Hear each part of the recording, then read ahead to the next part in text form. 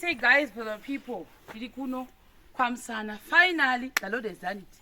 Imba yedu yazopera Mwari vakanaka. Apa tumukwende kuti twamugono kuti zvimwe tazotongosiya mabhara akafa chichi gasi ndo rakanyanya kuda nematende nemafoshoro nemabhodho edu ekuzobikira ku next project. But anyway, kuno kwazopera Mwari vakanaka, Jehovha tomutenda. Saka ngoti muone hande kuno kwedu naboenda kwedu kokonda bayo hamunozviona. Hoya kandi kuno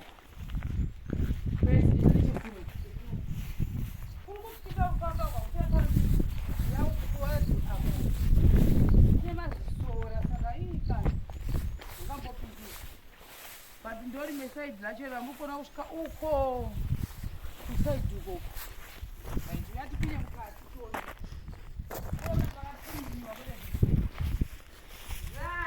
mukati medu muno kana wadai unenge wazvipedza chikochi chaunenge uchada.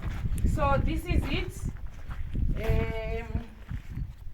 Pinda munomu uya tione the storeroom yedu ino ndo yedu storeroom ichigara mabhara nechichi vanga nezvimwe zvinhu zvakasiyana siyana.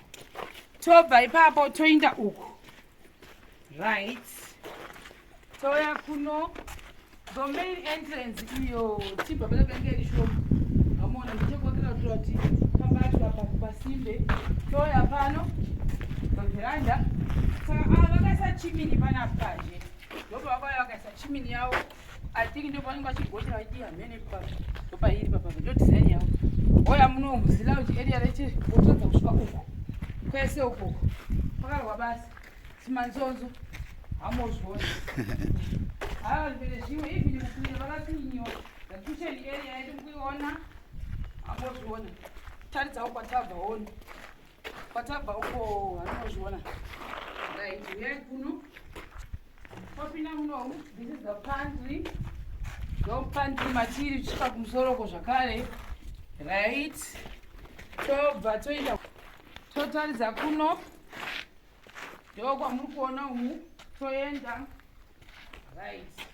Iyi bathroom yakashota door frame harina kuuya saka mazino akamirira door frame oyo harina kutouya zvachose pasaiti the door frame apapa handisa.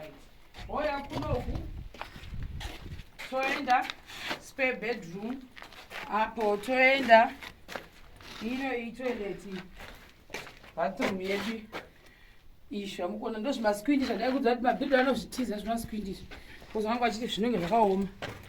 Hoya kuno iye arabaida kutazoti zvabuda hamuona zvadaida zvezvo kuti chidesign ichi chakadai choya chodaiwo hambozviona. Then kuno kuteta kupinda kupi tasai chimwe chidesign chacho maitira babudira chinoita chakaita ndo zvamuri kuona futi pakona kusaidi ukoko. Uyai kuno kutoi kupinda inoyi ndo master bedroom. Inoyi master bedroom inenge ine veranda yayo kusaidi kuno master bedroom yamukuona iyi. Tobva tauya kuno topinda toya kunoku iwalking yavo inoyi. Then inoyi inenge iriyo bathroom yavo futi uya right.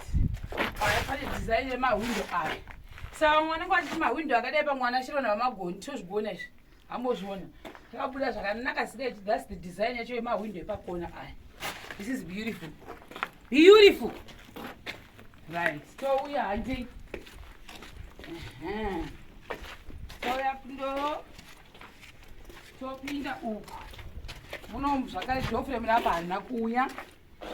Toya kuno zvimakona kona zvazvakati wadei wouya. This is it. Hatimbozviona ispare bedroom rino iri tobuda handei toya kuno kuno kwanda kuratidza rizviada spare bedroom. Voila amazviona manje rese ispare bedroom zvimaskwindi zviya zvinachiudza izvizvi.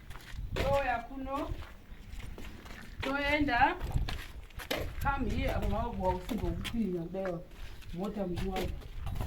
Spare bedroom ndo rimwe rine iri handei let's go. Saka kunoku kunozoita chiveranda chinokudawo kuti neapapa amapapati. Toya muno muspare bedroom foot apaona izvo ndo zvinobata rufu zvamukuona izvo. right toya taridzaona apa pabudira iri pita yakaita apa pakona yewindo yedu voila toya apa apa pachinei chakabuda chakadai saka tiri kuti isusu guys ndo papera sarungano rwedu tiri kuno kupi kwamusana for the meantime vanouyo vamwe vachazouya but for the meantime vanhu vese vambopeka kuita pek and go zvadi zvinhu zvedu zvadi zvaita isusu takuita se takuinda follow me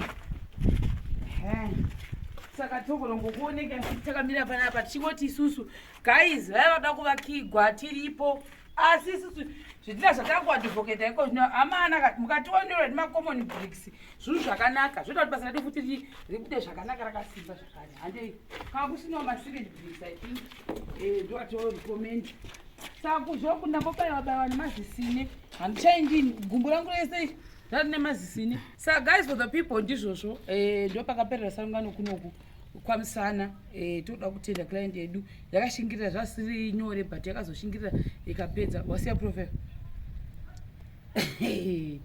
kufarisa kufarira kuinda kumba usiya profile hamuzvona maprofile akapari tutu ungosina rimwe ripi